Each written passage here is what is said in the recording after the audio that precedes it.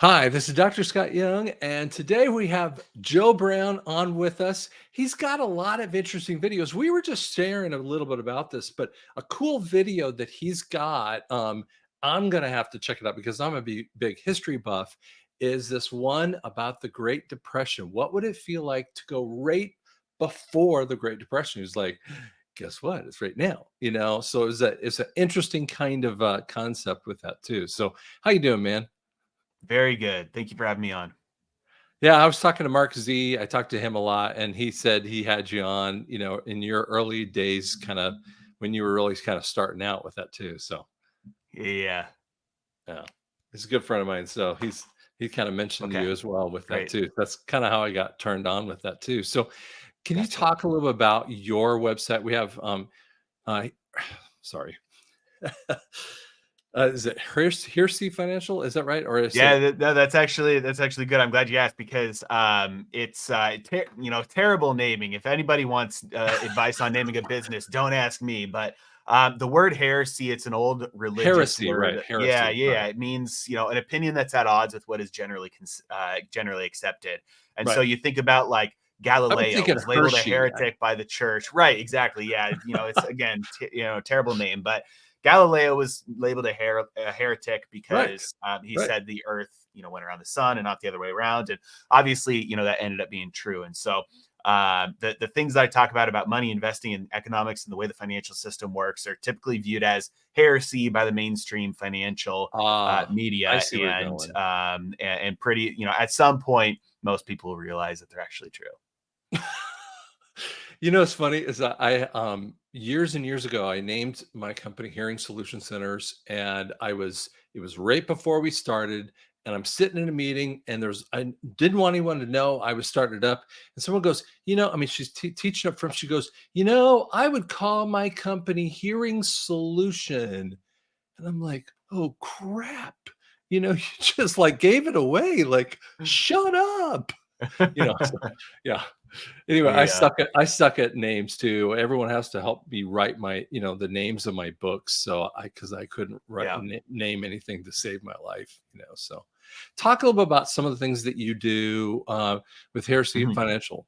That Back when my wife and I got married, I was flat broke. I knew nothing about money, owed a bunch of debt, had nothing in the bank account, was making less than minimum wage. And so I realized I needed to figure out a way to, uh, dig myself out of that hole. So I started studying just personal money management. I discovered like Dave Ramsey, Debt Snowball, that kind of thing. And I right. had a buddy who was a stockbroker. And so I was talking to him. I was like, I want to learn about how to invest. Like, what's my first step? And after a while, he was like, "Hey, like you're really interested in this stuff. You should get a job." And I was like, I don't have any experience." He's like, I can help you get in. So he helped me get into the broker training program, and for the next number of years, I did as many different roles as I could: portfolio management, sales, trading, and eventually around the end of about halfway through 2019. um, it just got to the point where I had started, I had spent the last number of years learning about how the financial system works from inside the belly of the beast, and reading and researching and learning about how economics worked.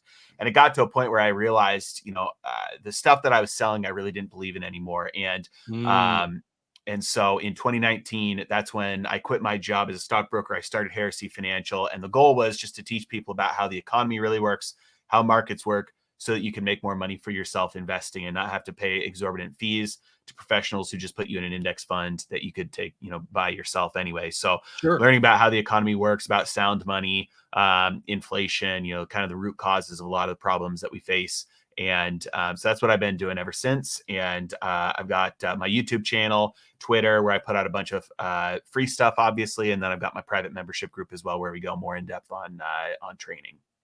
Well, I mean, I know that as the world's gone just to hell in a handbasket on a lot of areas. We look at this and then people start, dialing on their money because inflation is just kicking us in the teeth. Mhm. And I believe that that's something I get asked questions about this stuff all the time. And I really look at from a macroeconomic perspective, and I think you do too.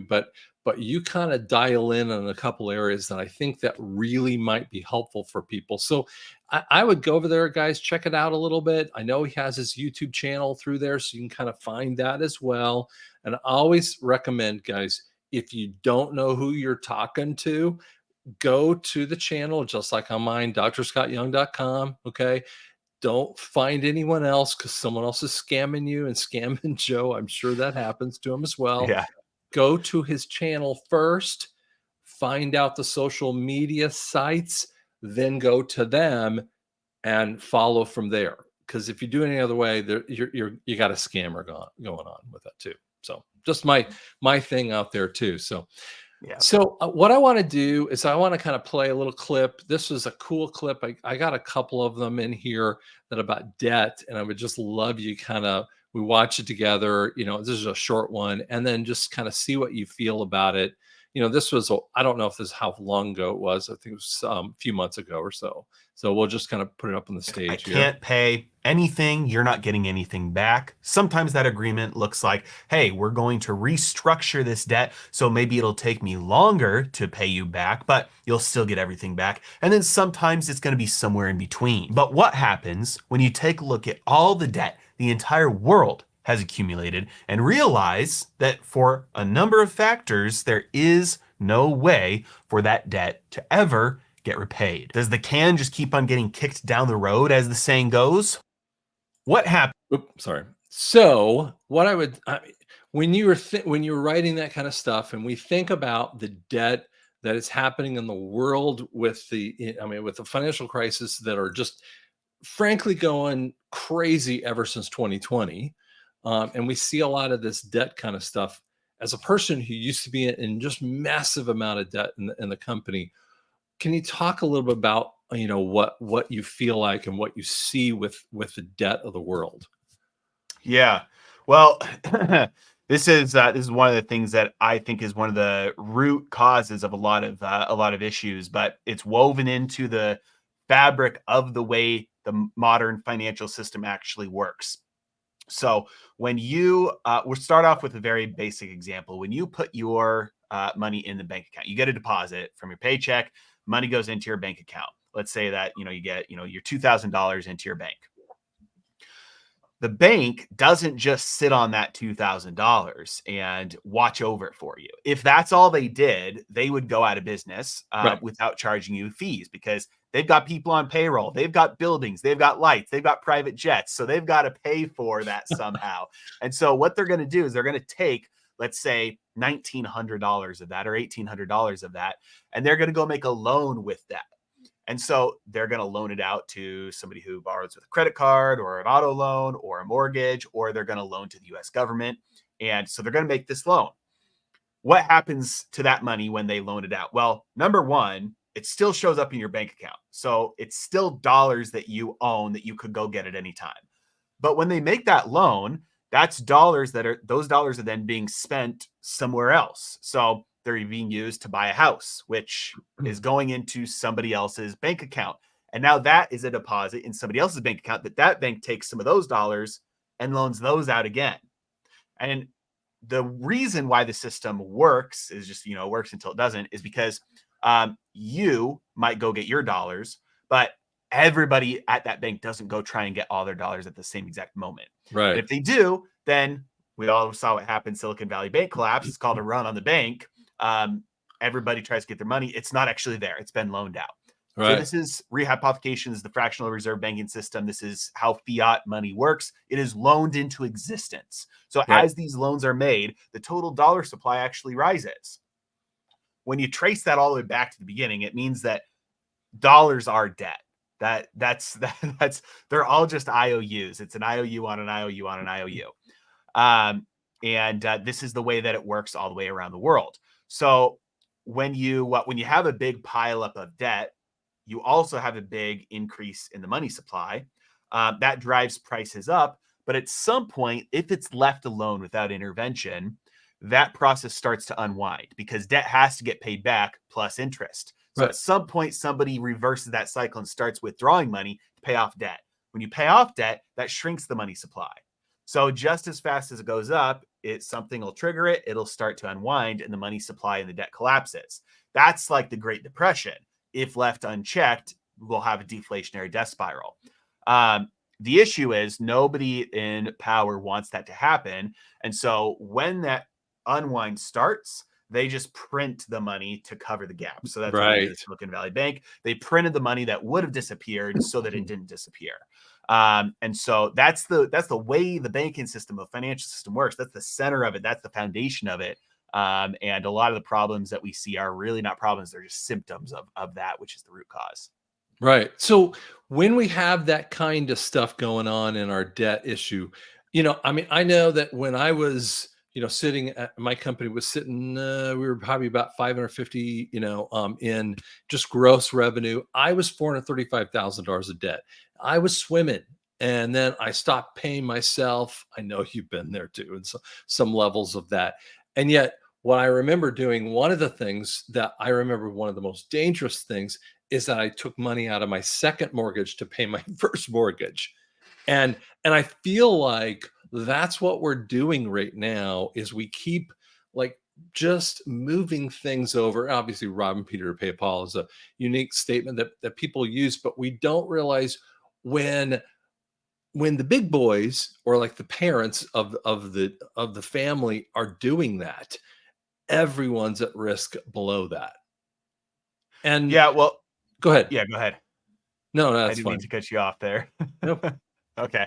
Um, yeah, so that's that this because the system is designed like that, what happens is there's a dilution of the money supply because the money supply keeps on growing as a result. And as a result of that dilution, the purchasing power shrinks over time. And so if you do nothing but save, you manage your money the right way. What you're going to notice is over time, you just won't be able to buy as much stuff. Your purchasing power is getting siphoned away to all of the new units of currency that are floating around out there. Right. And so, in order to just keep pace as a result of the system being this way, you have to continue to grow. And one of the most effective ways to do that is to use the right amount, a little bit of leverage, whether that's through leverage on stocks, whether that's leverage on real estate, whether that's leverage in your business, because that's the way kind of the whole system works. The issue is leverage is risk, right? And so Right. if you do a little bit too much, that can wipe you out. And if you're not, JP Morgan, then Right. you getting wiped out, you actually get wiped out. If you are considered systemically important, though, like Silicon Valley Bank, then you get bailed out. So if you're big enough and you take on enough risk, you actually have zero risk. You have no downside. You get all the upside. And then if something bad happens, you have none of the downside. Right. And so, yeah, it is that's one of those major symptoms that removes skin in the game from the biggest players who can cause the most harm.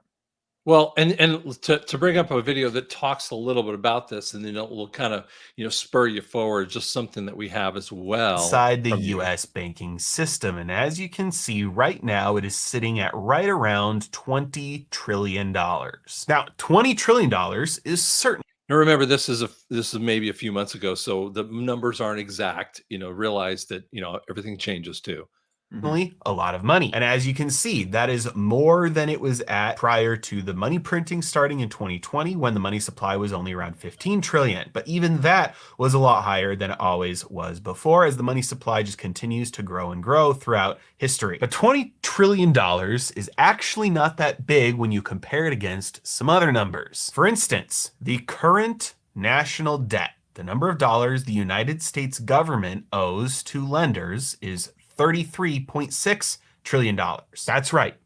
All of the dollars are 20 trillion, but you look at the number of dollars the government has borrowed and it's 33 trillion. So the amount of money the government owes to lenders is more than all the money in existence, but it gets worse. This right here is a chart of household debt, not including mortgages, and we can see student loans are about 1.5 trillion, credit cards are around a trillion, auto loans are around 1.6 trillion, and when we include housing debt, mortgages as well, we're sitting at a whopping $17 trillion.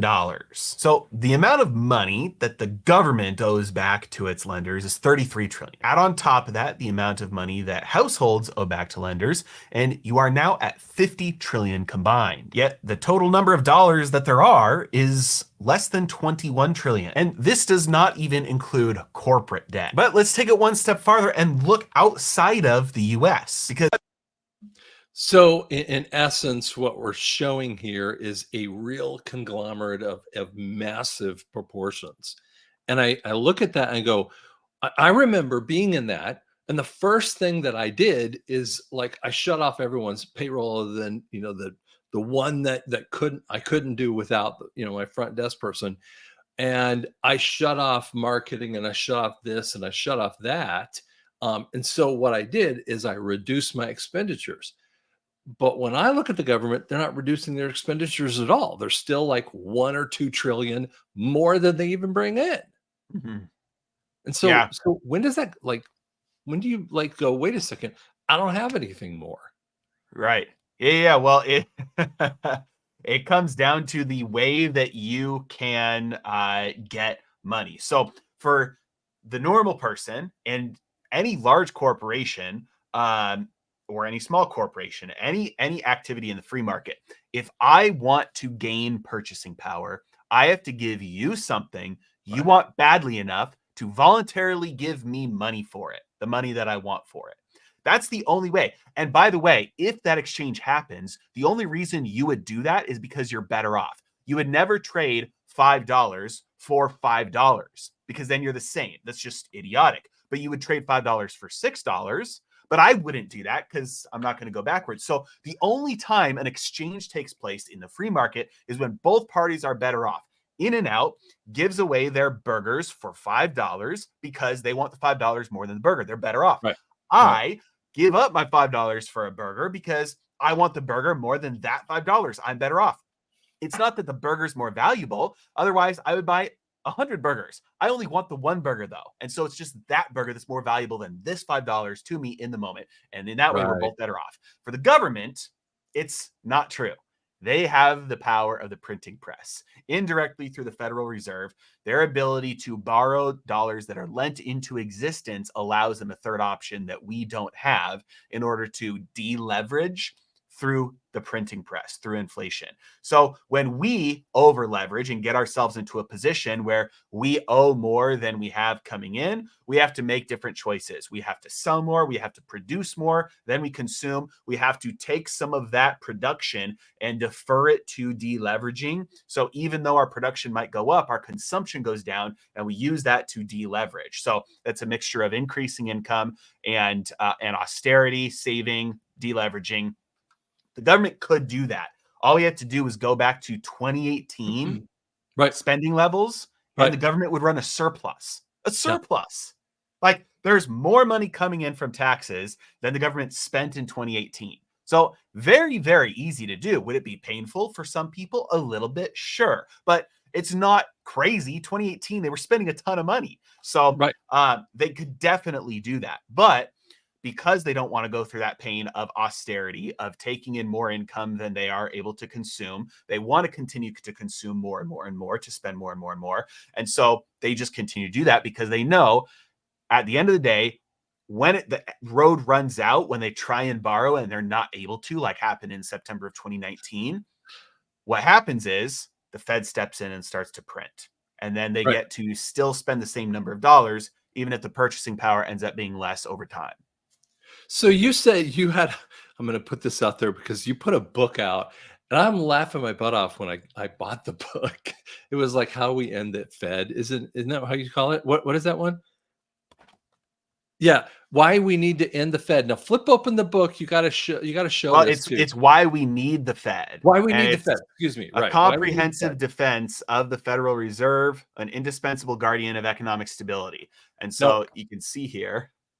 he's got a couple openings and there's freaking nothing in there. And I'm laughing about it, because it didn't bother me about buying the book because I just was laughing about it. And I think that's a powerful point. So, to that end, can we live without the Fed? Oh yeah, I mean, ultimately, the only thing the Federal Reserve does is it removes skin in the game from the banking system and then ultimately for the US government. So without the Federal Reserve, banks would have to operate the way that any other business has to operate. They would have to Right. Do you have worry the money to about pay risk. for this, right? Yes, Kind of thing. You pay me the money, but I'm not giving you money if you don't have the capability of paying for it in essence. right. So, what would happen if a bank decided to take on excess risk, and it actually something bad happened? They would fail. And guess what? As soon as that happens, just like the case used to be, when one bank fails, every single depositor who lost money will never ever in their life just trust blindly a bank again. Mm, They'll make very very sure that whoever they give their money to is doing the right things with it. Number 2, anybody who is running that bank will never be able to run a bank again because nobody will trust them. right. Number 3, any other bank will not be able to get business unless they can prove they are not doing the same things that caused that bank to fail. So It's called when you have performance. individual risk, it strengthens the system because Right. one has the risk of failing. When you eliminate the risk of individual failure, you actually weaken the entire system and introduce Okay. systemic risk. Right. So, don't the elites, love the Fed and the money that it's been bringing in for such a long time frame? I mean, are they going to say no? We'll do without the Fed, kind of thing. What would you feel about that? I mean, yeah, no, it's we can talk about theory and we can talk about what I think will happen in reality. I don't think there's a snowball's chance in hell that we'll ever see the Federal Reserve abolished unless like the only way we would see that is if it like takes a step in the wrong direction where the Treasury just absorbs the Federal Reserve or Congress just rewrites the Federal Reserve Act and says, okay, now the Fed is not independent at all. It's just underneath the Treasury Department. And which they could definitely do. The reason why they would do that is if the government wants the Federal Reserve to resume QE or monetize the debt or do yield curve control or something like that, and the Fed says no, we're not going to do that, which Yeah. that's actually possible. I just think that it would be worse if that power was directly underneath the government instead of separated into the Fed. Okay. So, and so in that circumstance, you're basically saying there's got to be some level of sublimation of the Fed underneath Treasury to do a job that you need them to do, in essence. Yeah, Correct. because when the Federal Reserve was established, I mean, the country had already tried central banking a few times and it had failed, and they were able to get the Federal Reserve to stick in 1913. But it changed very quickly. It started off much more private than it really than it is now. Now it has a much more. It's pretty much half and half in terms of who is in power. Some of the people in power at the Fed are put up by banks. Some of them are put in by the U.S. government. They're appointed. In terms of who profits, some of the profits go to the banks. Some of the profits actually go to the U.S. government. They're sent back to the U.S. Treasury. So both in like when you talk about ownership is control and profit benefits. Like who is it? It's about half and half, public and private. And so when we see number one, that structure, and then number two, what job the Federal Reserve does. The job that they do is given to them by Congress in the Federal Reserve Act, which was amended in the 1970s to have maximum employment, stable prices, and moderate long term interest rates. At any point, Congress can rewrite the Federal Reserve Act and give them a new mandate, whether that is the stability of the Treasury system, monetizing federal government's debt, whatever it is. Congress chooses whether the Fed exists or not and what they do if they do exist. But they've never been able to audit them. And any time that they've tried to audit the Fed, they kind of come up with, well, we really can't get into that.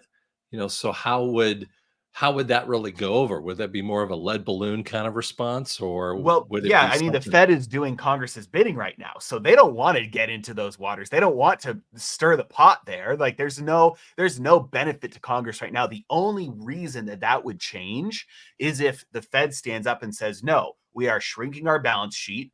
We are keeping interest rates high, and we Right. are not going to do anything to help the government out of this bad fiscal situation. Like Powell has said recently a few times, we will not assist the government with refinancing the debt. We are not there to help out with this unsustainable situation. This is Congress's job to fix. So if push comes to shove, and they're actually butting heads, and the Fed is saying no, and the government's trying to borrow, and auctions are going crazy, and interest rates are spiking, and they can't actually borrow, and they have maybe a failed auction, then at that point, it's like, yeah, we're going to stir the pot. We're going to take over this thing because it's not serving our Correct. needs anymore. Right. So, I mean, in that circumstance, and that's why when I hear people, whether they're mortgage people or car people, and car people is a very important thing because a huge amount of this of sales tax comes in the states comes from the car sales. I mean, that's a massive portion, and when you lose that, you start seeing states, getting into massive debt too, and then when you see those levels of that, it's just a snowball rolling down the hill with that too. So I guess what I wonder about too, and this is another big thing that people ask a lot of the time too. What's your opinion about a gold-backed currency? The constitutional nature in the first, I think it's in the first article under the 10th section that gold and silver will it has to pay the debts in essence. What would you say about that? And basically saying to the Fed, we don't really want you, or we don't need you in that way. Yeah. Yeah. I mean, when you talk about a return to what the Constitution says things should, I mean, there are so many things that happen right now that are unconstitutional. Um, even, even the IRS and the income tax itself. And so, there's, it kind of it kind of boils down to a little bit that there's, in theory, we have rule of law, which is, hey, there's this system of laws that govern things and people are not above it. We really have rule of man, where they're doing things despite the fact that the foundational law of the land says it cannot be done. And the monetary situation is a great example of that. That gold and silver alone, the government has the power to coin money. And the reason why it specifically says coin money is because all the founding fathers had been through the hyperinflation of the Continental. And in Right. the Confederation, the Articles of Confederation, it didn't specify coin money. And so Correct. Yeah. after the hyperinflation and the debt and everything, they were like, hey, we need to make sure this doesn't happen again. The government can only coin money specifically because it's got to be Mm, metal. So right. yes, we could try and go back to something like, it's possible somebody puts a bill through to return to something like a gold backed currency. I'm not the biggest fan of that unless it's fully reserved. Fractional reserve systems still Correct. always, Right. they're flawed to the point of they're gonna fail at some point. And so we definitely could see something like that if things get bad enough. But I'm not holding I'm not holding out hopes for it. Well, I understand. I mean, there and you made a great point. I mean, we're seeing that every day. We see this unconstitutional nature. You just mentioned it, 16th Amendment. That I know of a family that the the husband, the dad, was sent to jail over probably about $150,000 of IRS taxation on a foundation, a 501c3, and they wanted to push at him, and they kept him in jail for 9 years. And this, it's just come on, guys. I mean, it doesn't. None of it makes any sense, and they can't support it any other way. So we have all these unconstitutional things, but do the people get to a place where they kind of say, I'm done with this. You have to do it, and you don't have any more choice. Is that Yeah, over possible? long enough time horizon, every nation gets the government that it deserves. And the policies and the people in power are a reflection of what people actually want. And even on a small scale in life, the results that you have around you are also a reflection of what you actually want. Because you could say, "Hey, I want more money or I want more freedom," but what are your actions doing? Correct. Those actions are saying that you would rather have the free time and the leisure and the time, spending your money in this way instead of the results of the discipline to do it a different way, considering all the costs. And so the same thing happens with nations. It's like the people who are in power are a reflection of what the people actually want. And over long enough time horizon, if the people don't want that, it will change either through revolution, violence, or the power of the ballot box. And so yeah, if people get frustrated enough, throw their hands up enough, I mean, especially young people today, there are on both sides of the aisle, big potentials. I would say big potential movements of, hey, what would just happen if we just don't pay our taxes? Like, they can't throw all of Yeah. us in jail. Yeah. I mean, it gets to a point, and I think as we kind of end up, because he's got a hard stop here in a little bit. One of the things that I want you guys to think about is we're frustrated at the world, right? It starts with you. And for me, I knew exactly what that felt like. I had to pull back what I was spending personally. I had to pull back what the company was spending, and I had to apportion a ton of money toward killing off debt. And in essence, when you refi something, you're rehypothecating that debt in a different way, and dispersing it in that kind of way.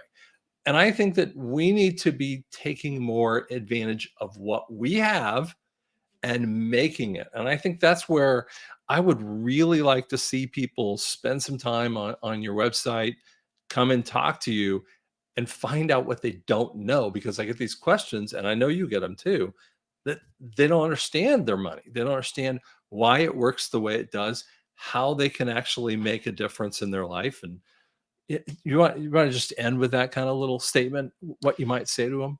Yeah, I mean, I think financial education is the key here. I mean, if you take a look at it both from an individual standpoint and an overall society standpoint, it fixes the problems. So if everybody knew the right thing to do in order to increase their income to the point that they needed it, and then what to do with that money, both from spending, debt, investing, then each individual would be self-sufficient, which would mean there wouldn't be any needs for large social programs, large social spending, or Right. the political, the rally cry with the justification for taking care of the people who aren't taking care of themselves, when really that money is just getting siphoned away for things like dropping bombs in the Middle East. And so we even the justification for those problems would not exist. But Right. at the same token, it's like a lot of the big systemic problems are because the large organizations of people,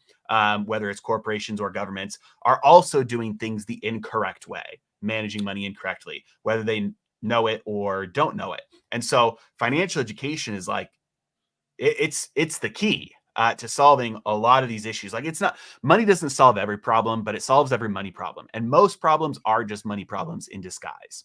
Yep. And so if we can't focus on what other people do, like we can't control what other Yep. people do.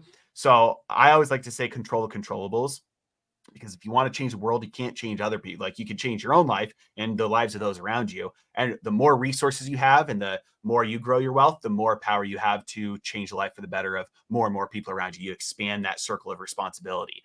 And so that's where I always start, where you have to learn how to make more money. You have to learn what to do with that money once you make it. You have to learn how to invest it in order to grow your wealth, and also invest it so that you are protecting yourself from crashes, from inflation, how to hedge, so that you not only grow your money in the good times, but you expand your wealth during the bad times as well.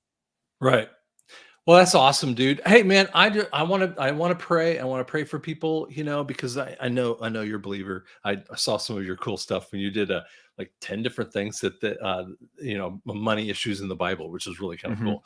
It's right up my alley. But guys, be supporting of people, patriots just like Joe, because they can't do it without you. And it's not just about giving them money; it's about partnering with that person.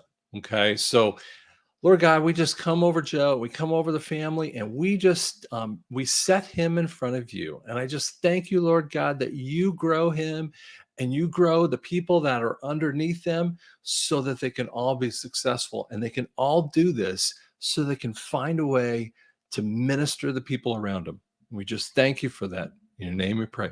Amen. Amen. So, guys, thanks so much for listening. I appreciate that. We'll have Joe on if you'd like to do it some more, and we'll have a lot of fun next time.